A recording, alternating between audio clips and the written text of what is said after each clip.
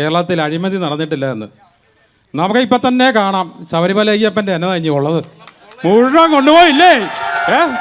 എന്നാ ഇനി കൊണ്ടുപോകാനുള്ളത്? അയ്യപ്പൻ ഉണ്ടോ എന്നുള്ളത് സംശയമാണ്. മുഴുവൻ അടിയായി കൊണ്ടുപോയി ദേവസ്വം ബോർഡ്, ബസ് സ്റ്റാൻഡ് ഉൾപ്പെടെയുള്ളവർ. അത് അഴിമതിയല്ലേ?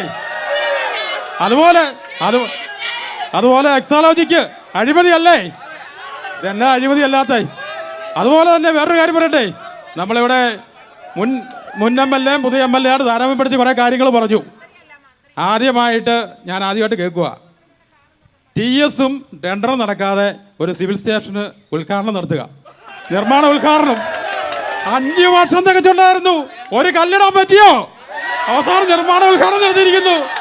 അതുപോലെ ടെക്നിക്കൽ സ്കൂളിൻ്റെ കാര്യം പറയുമ്പോൾ തീക്കോയ് ടെക്നിക്കൽ സ്കൂള് നമുക്കറിയാം, PC ജോർജിന് അധികാരം പോയപ്പോൾ ആ ടെക്നിക്കൽ സ്കൂള് ചങ്ങനാശ്ശേരിക്ക് പോയതാണ്. അദ്ദേഹമാണ് തിരിച്ചു കൊണ്ടുവന്നത്. അതിനുശേഷം സ്ഥലം കണ്ടെത്തി, ടെൻഡർ വിളിച്ചു, ടെൻഡർ എടുത്തു, കല്ലിട്ടു. അതിനുശേഷം ഈ പണി നടന്ന് കണ്ടുകൊണ്ടിരിക്കുന്ന ഞാനാ കൊണ്ടുവന്നത് പറഞ്ഞിട്ട് വല്ല കാര്യമുണ്ടോ?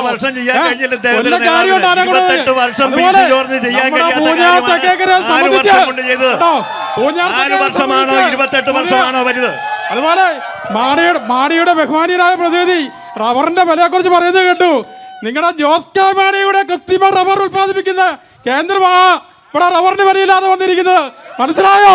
അത് നിർത്താൻ നിങ്ങളുടെ നേതാവിനോട് പറ, എങ്കിൽ മാത്രമേ റബ്ബറിന് വില ഉണ്ടാവുള്ളൂ. അദ്ദേഹമാണ് അതിന്റെ ഡയറക്ടർ. ആ കൃത്രിമ റബ്ബർ ഉത്പാദനം കേരളത്തിൽ നിയന്ത്രിച്ചാൽ മാത്രമേ റബ്ബറിന് വില ഉണ്ടാവുകയുള്ളൂ. അവിടെയും പ്രസംഗിച്ചിട്ടുണ്ട്, അതോടൊപ്പം തന്നെ അവിടെയും പ്രസംഗം നടത്തിയിട്ടുണ്ട്. അതോടൊപ്പം തന്നെ നമുക്ക് അവസാനിപ്പിക്കാം. നമ്മുടെ പൂഞ്ഞാർത്തേക്കൊക്കെ സംബന്ധിച്ച് ഒരു കാര്യം പുതിയ MLA ചെയ്തിട്ടില്ല.